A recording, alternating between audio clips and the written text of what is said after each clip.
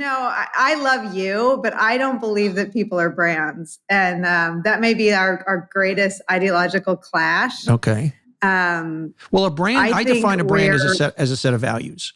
And the whole by the way, you just destroyed the premise of the show, because the intro to the show is every person, every celebrity, every athlete, every institution, every religion, every movement, every political party is a brand. So you just completely wiped out the thesis of the show.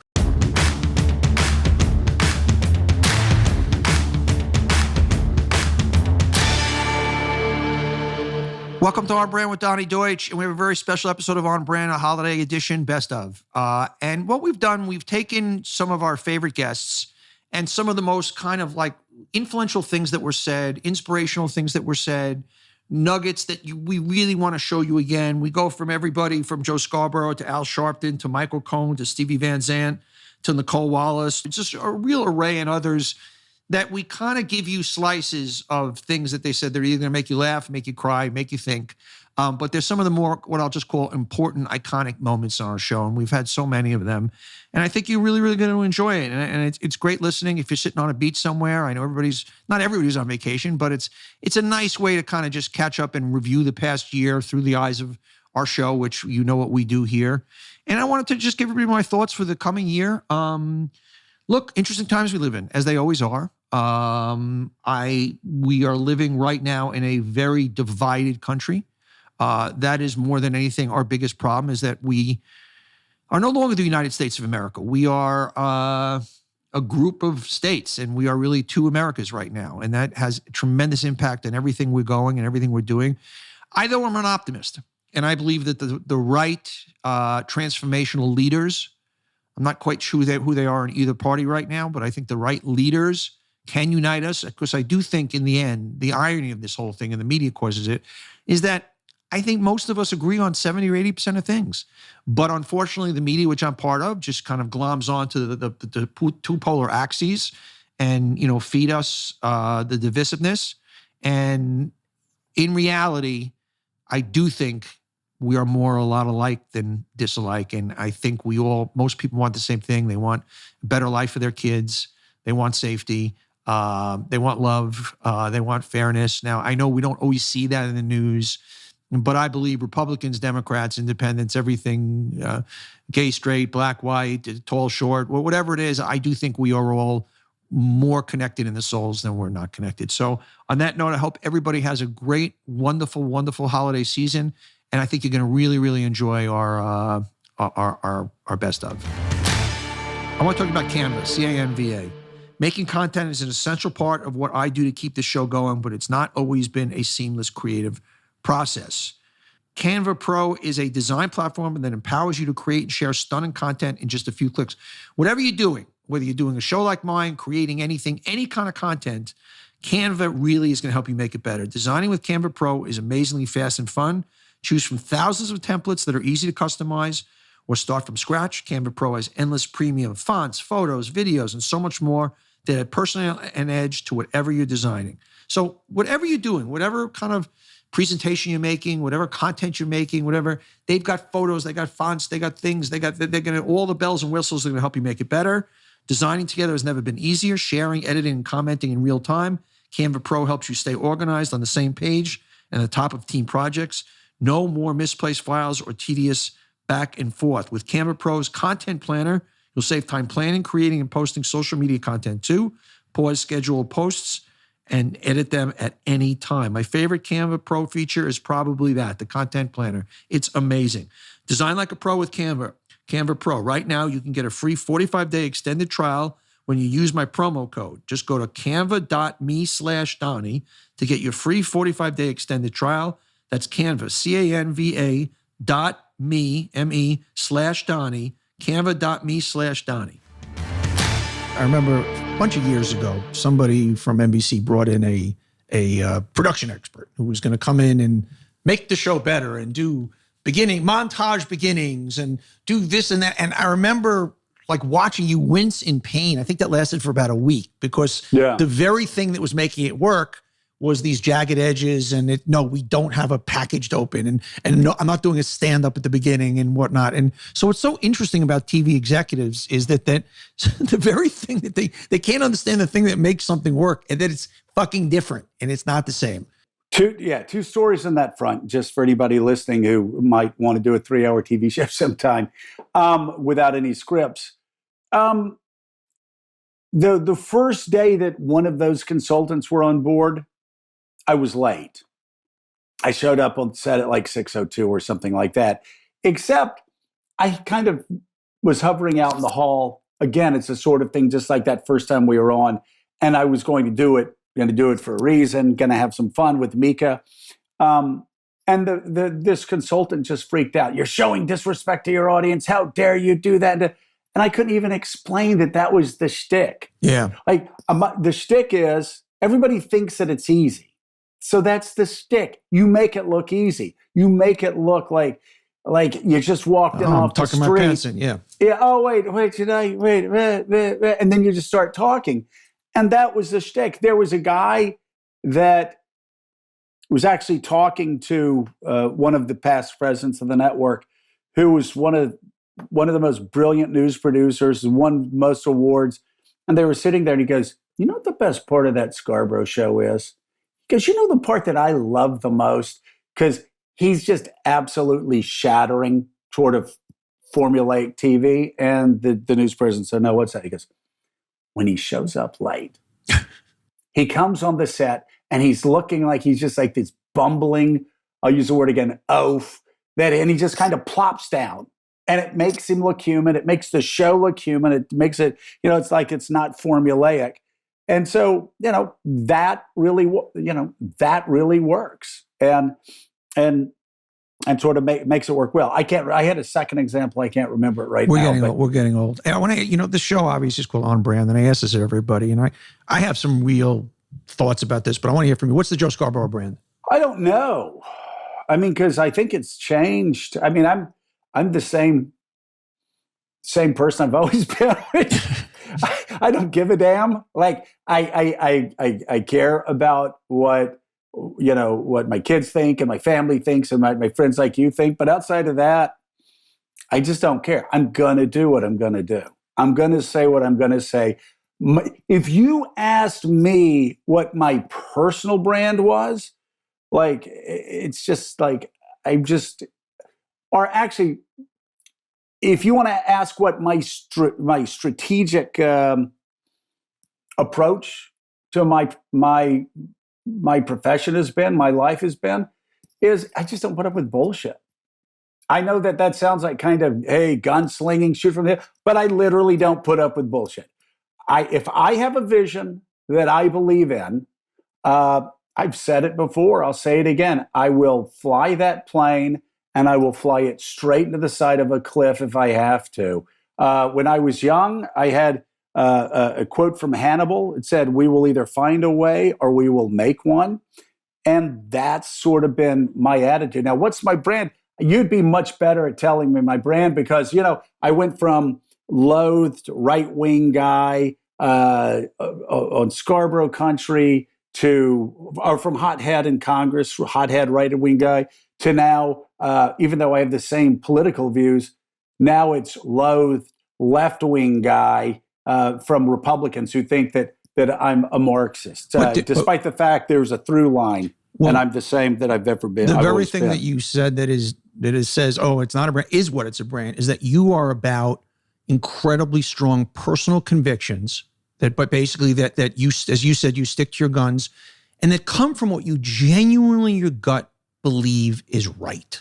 And that's why you talked about that paradigm. But the secret sauce, the real secret sauce is interesting. And yes, there are other guys on television who speak their mind and have the thing that shows me what the essence of your brand, what the audience relates to, is when we were going through Trump or even, January 6th, always you would say in Trump, guys, we're going to get to the other side. There's this daddy quiet. I'm not saying that glibly. There's this, you feel you sense of a responsibility is, yes, you're doing your thing, but you do feel the weight of the people you're talking to. Right. And you're not just delivering the news and delivering opinion, and this is something I've learned from you, and I try and do it a little bit just in my guest role, is that you want to, you have a responsibility. You've got people on edge, and you want to use your experience. You have to say, you know what? Yes, this is really fucked up, but let's step back. We're going to be okay here. And that actually has been the through line, in Congress and on TV. Even though it was passionate, it was a hothead, would blow up. A lot of times, I was always telling people at the end of the day, we're going to be okay. This is an amazing country. We're going to get through this. Yes, we have blind spots. Yes, we have problems. But, I remember telling my mom when Bill Clinton was president, Mom, we're going to be okay. I remember telling my liberal friends in Manhattan who thought that George W. Bush was Hitler, we're going to get through this. We're going to be okay. I remember when Obama got elected, me having to tell my family and friends, we're going to get through this. We're going to be okay. 2 years later, I was telling my friends on the Upper West Side when the Tea Party came in, we're going to be okay. I will say the last 4 years is the first time I've asked myself. You've been talking to yourself, trying to talk yourself into it. I didn't say it on the air, but I've asked myself, are we going to get through this? Are we going to be okay? And I never showed that on the air. What I would do is I would go out on the air and I'd be more fierce. I mean, I did a lot of things where I was intense and I was very fierce. There were so many times I wanted to just quit the show because I hated reporting on the news, on Trump. And I was just like, gotta do this, gotta fight, gotta do what little part we have. And it was a very little part, pushing back hard and telling people we're going to get to the other side of it. And it's something I still have to say. We're going to get to the other side of it. And I'm still optimistic despite the fact that my church and my political party, former political party, and my tribe of conservatives have just, most of them have radically, they've lost their way.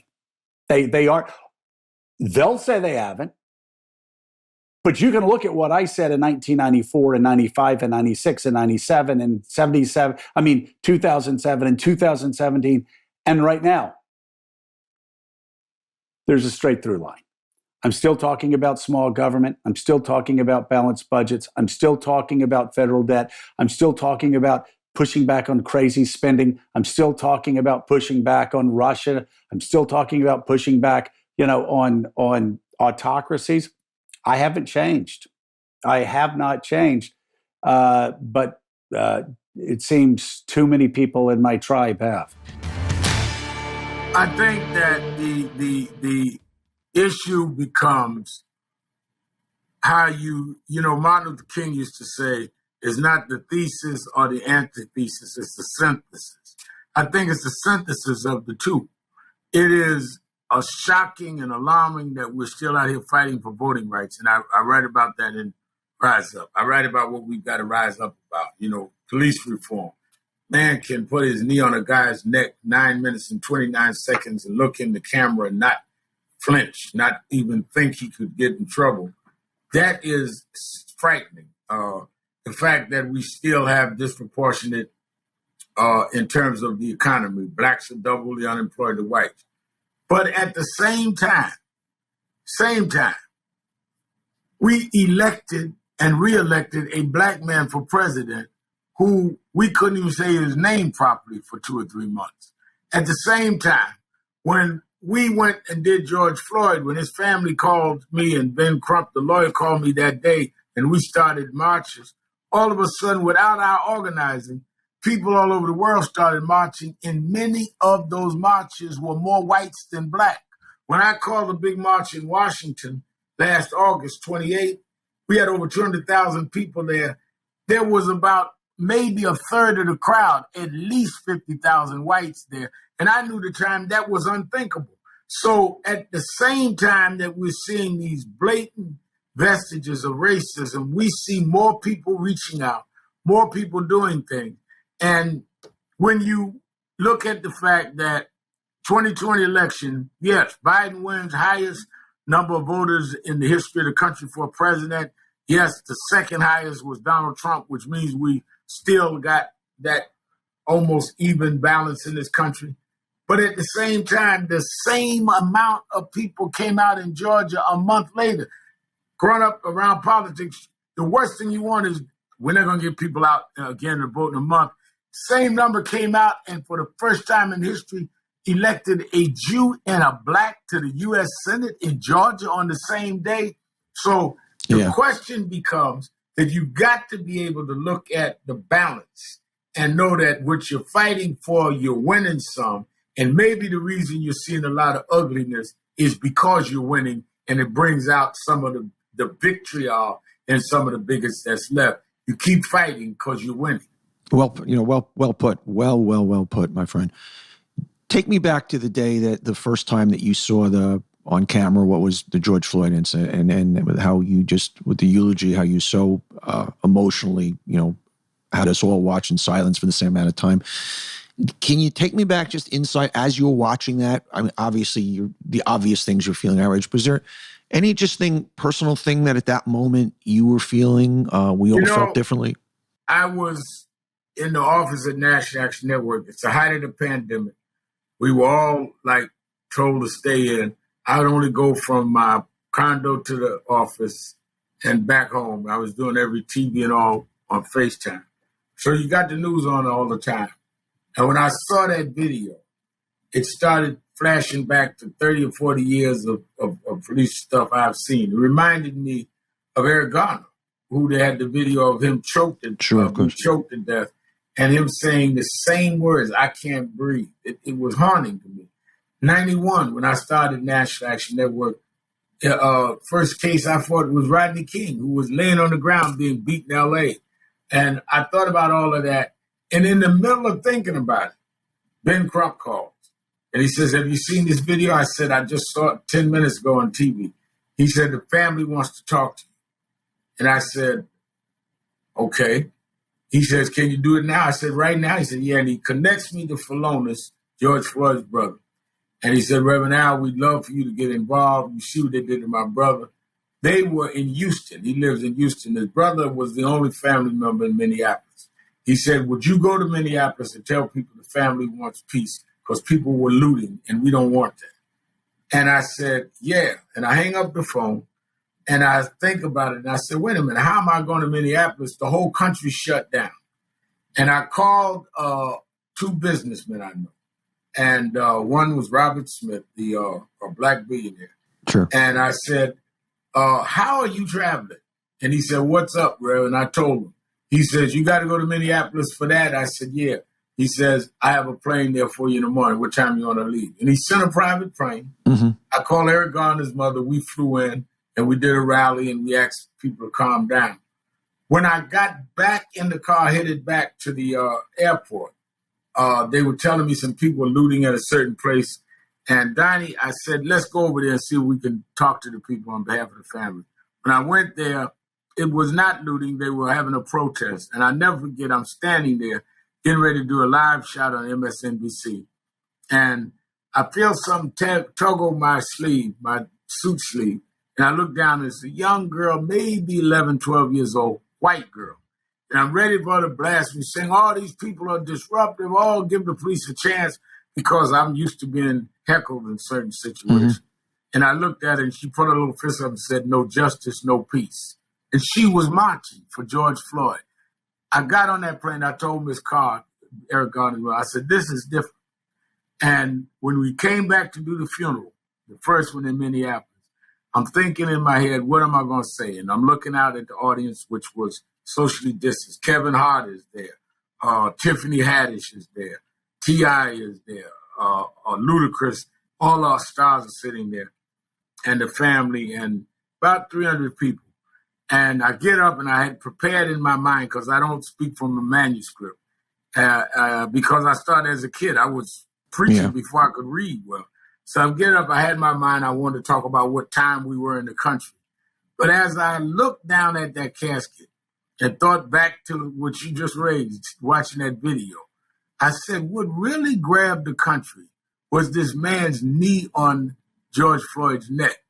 And if you grew up like many of us did, feeling we could have done better if people just let us get up, if they took their knee off our neck, that's why we related to this song. I went in a riff on that, which became the thing that everybody picked up. But that came to me, not only was it extemporaneous, it came as I was speaking. I did not plan to make that the theme of my speech, but it was because I'd watched everybody from a James Brown and a Michael Jackson, who I eulogize, who always felt they could have done more, but the system wouldn't let them do more because of their race, all the way down to my mother on welfare.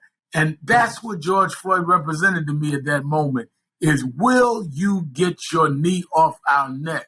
We will get up and do better if you wouldn't hold us down. Well, I'll tell you what I pitched. And, you know, I've never really talked about this, but you know all the players and you know the business.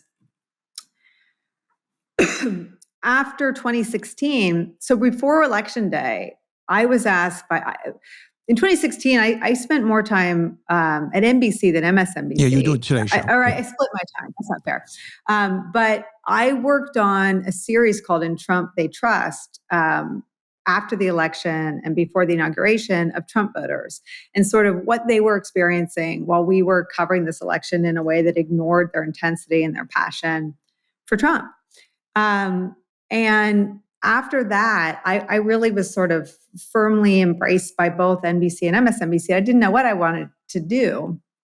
And, you know, I started talking to a couple networks about what I envisioned. You and I would talk about that offline. Yeah, you were one of my concierges, most consequential spiritual and professional advisors. And what I think became clear to me is that I had more questions than answers, and I wanted to listen to what everyone had to say. And so what I pitched was that conversation at the next table that makes you shush your date or your partner because you want to hear what they're saying. And so what I wanted to achieve was just this combustion, the best reporters, the best ex-government people. And I wanted these sort of listen to what happened around a table. And I pitched an anchorless table where I would kind of recede and they would be the star. And we launched the day before Comey was fired. And I already had this role of sort of being a wing woman to Brian Williams, who still had a breaking news anchor role. And that role really morphed. I mean, they made that official in my last contract negotiation. And I now have a chief political anchor title and helm, as you know, all the political coverage with Brian and often Rachel and Joy. But the show itself was really birthed out of this idea of the conversation, because everywhere I went, people were talking about this moment and this moment in politics and what it meant and what Trump supporters saw or didn't see and what had happened to Hillary. And then it just became really fueled by the coverage of the Trump era. And I think there was this feeling that the coverage of the country would drop off after he left. And I think the opposite has happened. So my show is still, and I've talked to my bosses about this, I am as inspired editorially in some ways more now than I was during the 4 years of his presidency, when it was just one breaking story after another. And you know, a lot of them around the Mueller probe, and then a lot of them around the campaign, and then a lot of them around the dereliction of duty around the pandemic, and then a lot of them around fanning the flames of racism. I mean, it was one crisis after another. And as I said at the beginning, we ignored sort of the cauldrons underneath him. And now for me, I mean, my editorial process is still, to read all the journalism about our politics. It's a little harder. You know, I read a lot of local coverage now. I read the AJC now because they've had great analysis of that state's voting rights stuff. I read the Arizona stuff about the Maricopa audit review. And I've pulled these people into our coverage. I read a lot of the Pennsylvania stuff. I think these are now, I talked about a 3-ring circus. I mean, I think it's now been pushed back out to the country. So I think my process of news gathering is different, but the aim is the same. It was particularly hard to do this anchorless table during a pandemic. I've never talked so much on my show. Yeah. It's also twice as long. My second hour was added while I was in the basement. I'm still in the basement. I'll take you down to the basement before we get off if you want. But the theory is still there, right? I talk to the smartest people and the bluntest people about the, stories and headlines and then the trends of the day. I don't fit into the smart category, but I definitely fit into the blunt category. A little backstory, and this is, you were a stunning example to me of so many women I've come across, successful women in business, and I've written about this. And actually, Mika honed into this with Know Your Value in terms of most men, when they're in demand or they have an inflated self-worth, they're pounding the table. I want this, and I want to raise, and I want this bigger thing, and I want to, And you, when we were talking, you were talking about the offers you were getting. I don't think you understood, this is going to sound wrong, your own value, where I kept saying to you, you can have whatever you want. You're that good. If you want 8 o'clock, you can have 8 o'clock if you want. And you were women, and because the way you were brought up in business and sometimes are not as entitled as they should be. And I don't mean entitled in the bad sense of the word. And the one thing that I was trying to do with you is that I, as kind of an omniscient observer, watching you, knew where you were and knew that you could write your own ticket. And you were almost hesitant to write your own ticket because that's just not the way you were brought up. And I came across so many powerful, brilliant women like yourselves that didn't have that stupid male gene of, no, give me this. You were almost, and it all came your way. You didn't have to, but I found that as an interesting thing to just watch with you. Well, I would just say, I'm still that person, but what I've learned to do is to advocate ferociously for other women. And I'll get on the phone with the most senior people in my company to advocate for another woman. So I think part of owning your power is acknowledging that's the hardest thing to do. It's still hard for me to do. And I still view this as a lottery ticket that I won, and I cherish it. I never, ever, ever miss my own show. I have a very hard time taking time off. Yeah. I have an incredible team, and they do more than they've ever done since the show launched, because I taught third grade in the dining room all year. My son was home for 16 months. But it is still, and I'm Mika was one of my earliest champions and mentors, and I have intellectualized everything she's written. It is still very hard for me to practice any of it. Yeah. I've seen it. What's so true is every woman and look, my success in business came that I realized 9 of my 11 partners were women. I always found men and women. If you give me a man and a woman of the same exact talent, blah, blah, blah, I will take the woman every time, because if you watch a Saturday morning TV commercial, you'll get into the gist of men and women.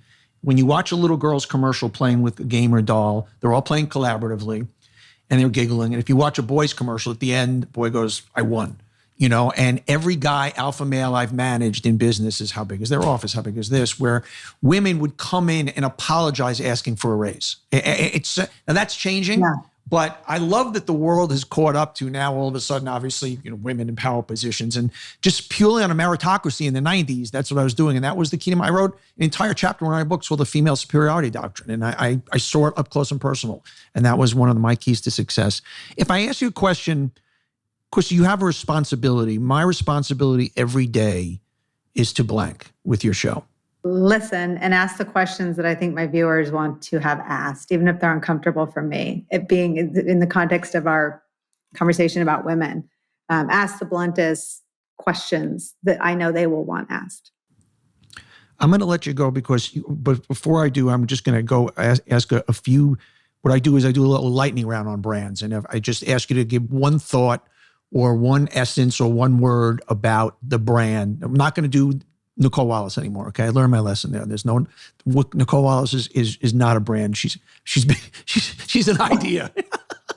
She's a harried working mom, yes. Still in the basement. All right, Democratic Party. They've got to fight like Republicans. That's where the Lincoln Project was so great. They had that voice, they had that thing, they had that saber, that razor at the end of the thing. I every time I saw Steve Schmidt and his guys putting that stuff out there and Rick Wilson, I would literally yell and applaud at the television because they got it. But you're right, I got that. Barack Obama. His greatness is still unfolding in terms of his understanding of the danger of Fox News. He was obsessed with it when he was president. It did great harm to his family, their sense of security. And he was way ahead of understanding the damage they were doing to our politics. I was just going to ask you, Fox News. Yeah, Fox News, it hurts me almost as much as the Republican Party hurts me. I used to spend a lot of time on their air. I viewed them as obviously giving us benefit of the doubt when other media outlets did not. And I do not, I feel like there's so much latitude in cable news when you can have an opinion. I don't know why they have to turn into a propaganda arm of the ugliest and most insidious lies being told by the ex-president. First of all, how you doing overall? Look, I'm hanging in there. Still 3 months and 5 days left before I'm finished with the home confinement, despite the fact that I have another set of legal documents in before the Southern District of New York in order to terminate the home confinement as well as any supervised release at the bare minimum based upon my cooperation. You see, a lot of people turn around and they use the term flip. I didn't flip on Donald Trump. What I did is I provided truthful and accurate testimony. I cooperated with law enforcement, which is actually an obligation that we as citizens have, right? We are required to cooperate and to provide evidence and testimony if in fact that we're called to do that. Now, as the system works, you could either do it voluntarily, which is what I did, or you could do it via subpoena. Now, under the Trump administration, you probably remember there was a multitude of people who chose to ignore the subpoenas. I chose not to. I felt it was my obligation and duty, not just to my family, but to the country. Well, Michael, let me start with this. The big question you always get asked, and you and I have talked about this in great detail, is that you did, but you did when you got in trouble. And so the kind of rub in the whole thing is, okay, well, and this is what I want you to comment on, okay, he saw God and he did the right thing, but that's only when he was backed up against the wall. Well, when else are you just supposed to walk in and say, hey, you guys are potentially investigating the president? How would I have known what was going on unless I was called in to testify, which I was. And yeah, it was pursuant to, one of them was a subpoena that was under the Senate Select Committee on Intelligence. Mm-hmm. But nobody had asked me to speak or to cooperate prior to what had happened to me. Remember, out of nowhere, they came, they raided my home, my hotel that I was staying at, and I was not there on the lam, 2 blocks, as you know, from my primary residence. I was there because we had a flood in the apartment, thanks to a neighbor leaving their window open during the winter. Then on top of that, they raided my law office as well. And based on the information that they believe that they accumulated, they threatened to, indict me with an 80-page indictment, as well as to include my wife. And I wasn't prepared to take that risk. Do you think with her? Do you think you should have gone to jail? No. But to somebody who says, well, you did break the law, you did perjure yourself, you did, there was issues with your banking, there was issues with taxes. So Johnny, I need to stop to those. Yeah, I'm sorry, I need to respond to that okay. one. One of the things that I took responsibility for what I did wrong. I absolutely lied to Congress. The lie, as you know, because I had spent quite a bit of time with you during this entire ordeal. Yeah, I want to, for full disclosure, and Michael, I was advising Michael a lot during this. Michael's a dear friend of mine, and as Michael was going through this with Congress and was going through this with the U.S. government, as a good friend, I spent a lot of time with Michael. So I can't be objective about everything, but that's why I also ask you some of the tough questions in terms of that somebody at home is going to ask you. Which is fine, because without answering the tough questions, the people don't know the truth. I took responsibility, and I still to this day take responsibility for what I did wrong. And what I did wrong was the hush money payment that was made to Stormy Daniels, which, as I stated to the court and to Congress as well, was done at the direction of and for the benefit of Donald J. Trump. And I want your listeners to understand this. It's very important. They have to understand that I didn't sleep with Stormy Daniels. Donald Trump did. And there's a whole book written by Stormy about it as well. There are a multitude of checks which demonstrate the repayment, which the Trump organization took as legal fees. I wasn't really aware that you can get your pecker pulled by a porn star and declare it as legal fee. I mean, only the Trump organization can come up with some type of, interesting, scenarios in which that they can defer payment that way. But I had very little, if anything, to do with the Karen McDougal matter. That was all David Pecker and AMI and Dylan Howard. But nevertheless, I was charged with it. The same thing holds true when they claim that there was misrepresentation to a bank. And my comment, as I told them, that's bullshit, and you know it. I have 80% equity in my home. I had more money sitting in the bank that I was that the mortgage was in than the mortgage and the HELOC combined. The HELOC, which everybody, if you don't know what it is, it stands for a home equity line of credit, which is basically, just to change the way that the words are, it's a line of credit based upon your home's equity. I had literally 500 times the equity in my home than what the amount that I was borrowing. So the fact that a bank could have been in danger of some misrepresentation, it's just not true. On top of that, I have never defaulted in my life. I've never been late on a bank payment. Your contention is that yes, you lied to Congress on behalf of and the direction of Donald Trump, and that the other charges, the tax charges, are just you don't think anybody else would have gone to jail in your situation.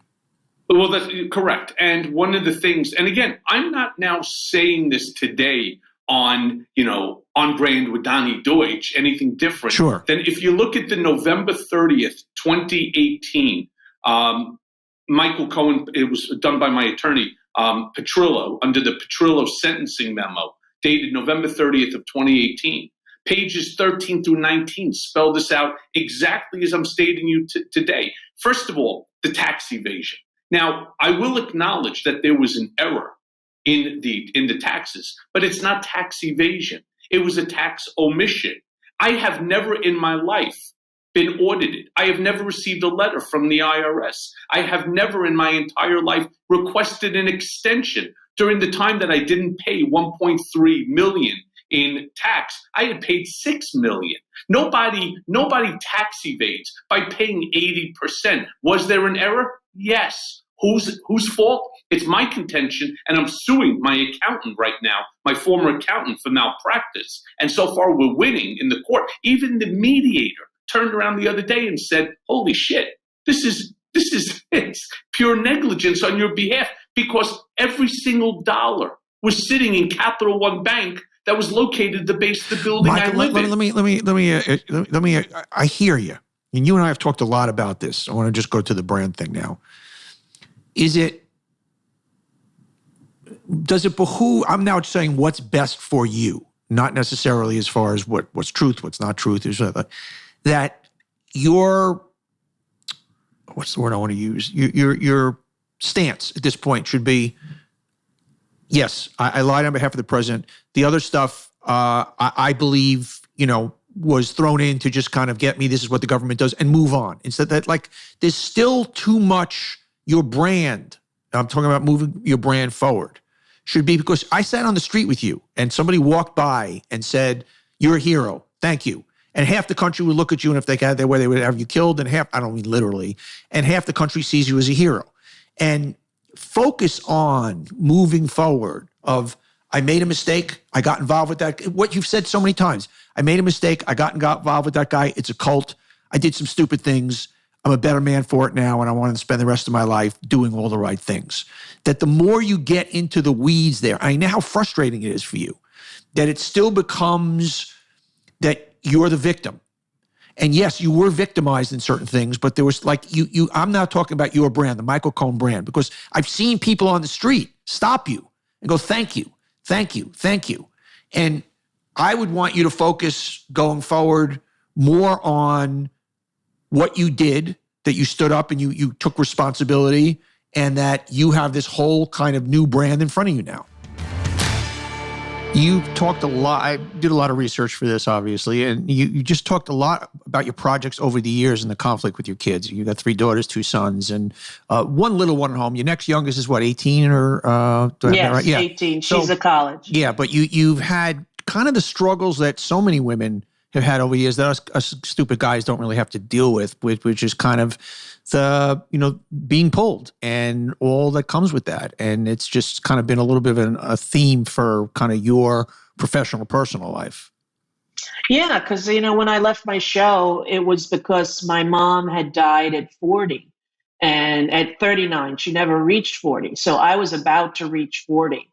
And I wanted to be home with my kids to do all those things my mother never got to do, whether it's, picking them up at school or going to their sports games, all of those little things that, never take precedence when you're filming a TV show or, you're in the midst of that kind of fame cycle that makes every outing about you and not about them. And, the time for kids to sort of be narcissists is now. Yeah. Right. When they're little and they can think that, the world is all about them, and it's hard to do that when everyone's saying, can I have your autograph or can I have your picture? Yeah. Little kids get a distorted view of who's important and why, so I always wrestled with that, starting with the big success of my TV show.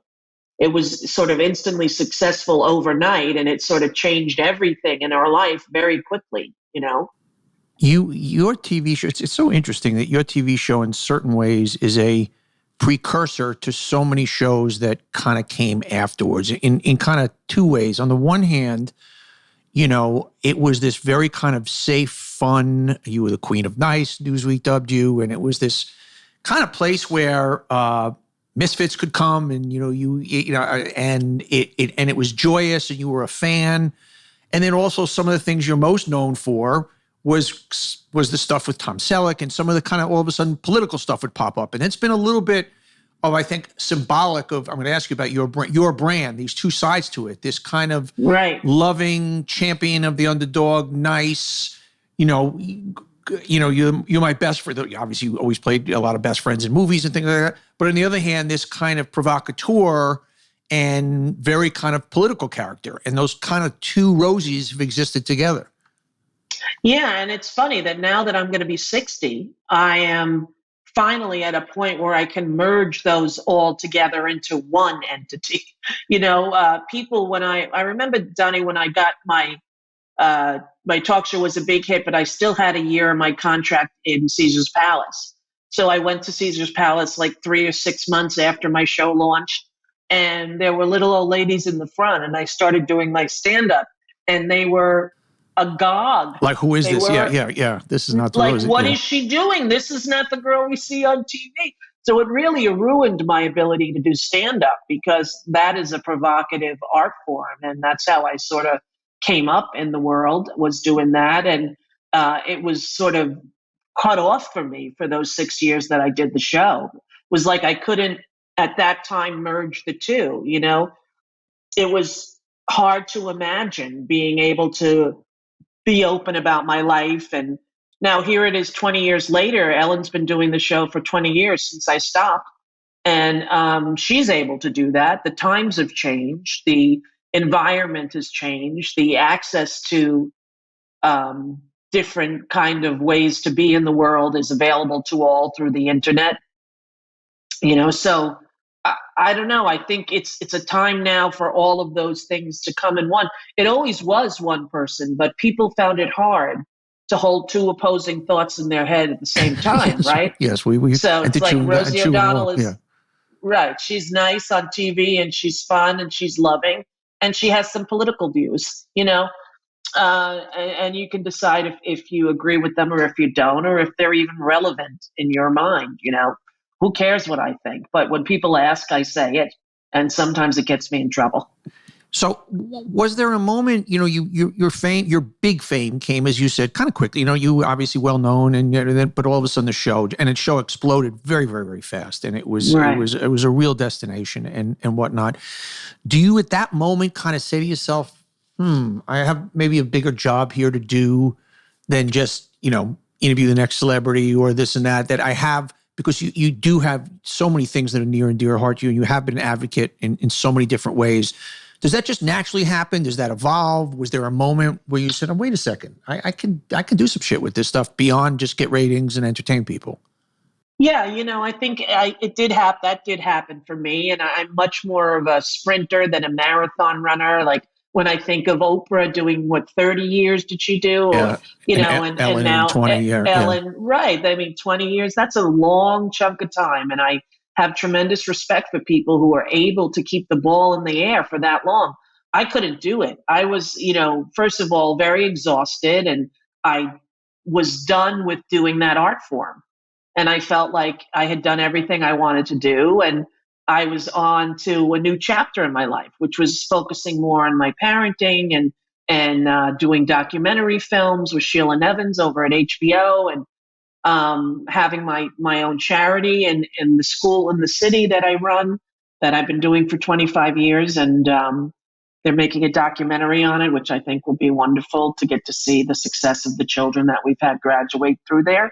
But all of those pieces have equally demanded a voice, for me. And I couldn't just do one thing for the rest of my life. I knew I had to have some freedom to move around creatively and artistically, and to allow myself to be done, because the kind of life, it's hard when you have children to have the kind of schedule that I did. It was really, really hard. And I didn't like missing the day that you bring in the cupcakes to their school, I didn't like missing the little things. And then when my kids all, my son was 7 when I left the show. And I remember my goal for the first year was just picking him up from school every day. I had having my own driver for the last 6 years. That was my only goal, was to spend a year and getting him from school every day. You talked a lot how that particular thing, picking up your kids from school, it's a very emotional thing. Yeah. That you would, I mean, because of your childhood and you losing your mom, and you almost had this kind of anxiety about, I can't get there too early, I can't get there too late, I just got to get there Exactly. right. And you would look at your clock at 2:20 and go, that how something that for somebody like you who juggles so much and has such a big platform, something that to everyday people is the most simple and banal of tasks, for you took on this very kind of Herculean task for you. Yeah, it's so interesting. I have with when I was picking up Parker, which was, 25 years ago, I would get there a half an hour early so I could park in the one spot that was easy to get out of, so I wouldn't be caught in the chaos of all the cars in the line. And now with Dakota, who's 8, who hopefully is my last child, I get there early to drop her off, and I get there early to pick her up. So she sometimes doesn't like that because she has to leave the classroom early. Yeah. If I'm too early. So she tries to tell me, be number 3 or number 4. Don't be number 1 Isn't it or amazing how number kids 2. they just want to be, they don't want to stand out in any way. They just Exactly. You talk about the first time you met Bruce, and he was just kind of a shy guy playing guitar. You guys kind of hit it off. Talk to me about, I mean, you were in your teens. Talk to me about that first meeting. Yeah, we I talk about this in more detail, but basically there were no bands in America at the time. February 8th, 1964, there were no bands. I mean, if you went to a high school dance, there would be a band, but there would be an instrumental band. February 9th, 1964, a group called the Beatles played a variety show called Ed Sullivan, which the whole family used to watch and the entire country watched. And the next day, February 10th, everybody had a band in the garage. I mean, it was an amazing transformation because the Beatles introduced the idea of being in a band. It was a whole new kind of idea. We had, a lot of individuals in those days, in the 50s, Chuck Berry and Little Richard and those guys. And then we had doo-wop groups, harmony groups. But there weren't that many bands who sang and played, And so everybody had a band in the garage. Most of them mercifully stayed there, but about a dozen of us got out into like a circuit, and I had my band, The Source, and Bruce had his band, The Castiles, and there were probably 8 or 10 other bands that you'd run into, and so you were automatically friends just from being in a rock and roll band, which was a weird thing to do still in the 60s, it wasn't really a legitimate business yet until the 70s. So, it was kind of a freaky thing to do. So you were immediately friends. And like I used to say, if you were in a band, you were friends. If you had long hair, you were friends. And if you had long hair and were in a band, you were best friends. Right. And that was our story. We kind of hit it off. And he was the only other guy I ever met, at the time, and maybe to this day, who felt that the same way as I did about rock and roll, that rock and roll was everything.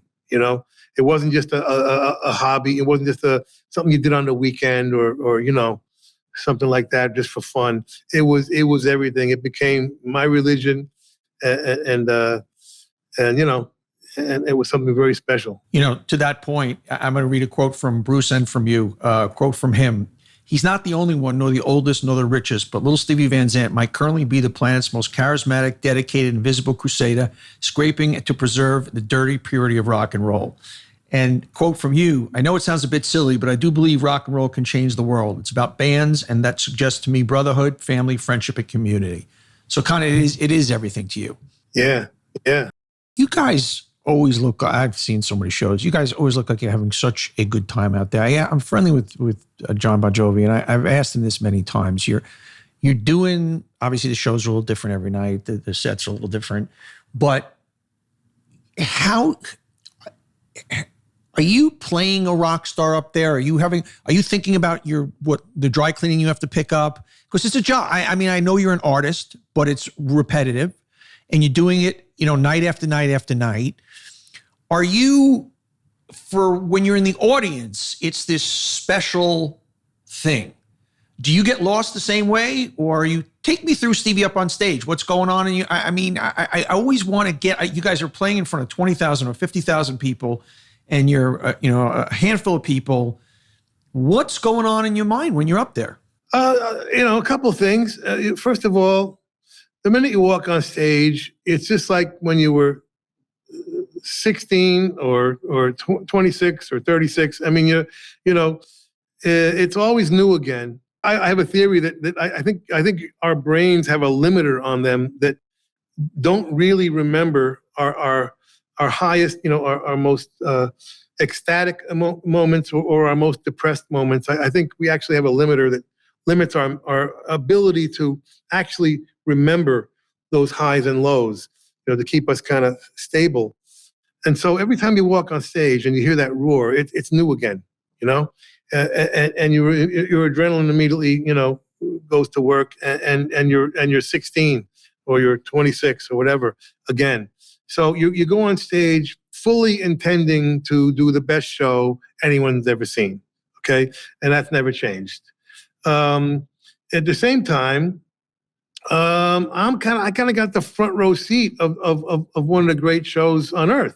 So I'm enjoying the show as much as anybody, really, so half your mind is sort of enjoying the show, and half of your mind is kind of giving a show. But it's all very natural. I mean, when you've been on stage as long as we have, it's I feel more comfortable on stage than off. Yeah. You know what I mean? That's really your comfort zone. And so you're are you acting? We're all acting all the time, I think. Whatever, we're all playing parts, have a million personalities, and we are whoever's most appropriate at that moment, I think, is who we become. All we can do is try and realize our potential, and whatever you're doing that day. I mean, I tell people when I do these master classes on songwriting or whatever, I say, the thing to do is write with purpose. Yeah. And in fact, live with purpose. And I say that because I hate wasting time. And that's the one thing I really hate more than anything. I always feel like I'm behind already because I started so late in life. I didn't even, realize I was an artist until in my 30s. I didn't start acting until I was in my 40s. So I was very late to the game. So I'm always feeling like I'm catching up, and I hate the concept of wasting time. So I'm like, make sure live with purpose, write with purpose. make it count. Make it count. I hope you enjoyed today's Best Of show. I hope you're having a great holiday. When we come back, we're going to be releasing a really important show, interview with police officer Michael Fanone. He was, of course, the police officer that almost lost his life on January 6th defending the Capitol, and we're going to do it on the anniversary of that on January 6th. So you'll hear that interview, a very important historical interview. And I hope everybody's having a great holiday. I'll see you guys next year. Everybody, thanks for watching. If you like it, hit that subscribe button. And we love having you here watching On Brand. And just don't miss any future episodes. So don't forget to hit that subscribe button. We'll see you next time.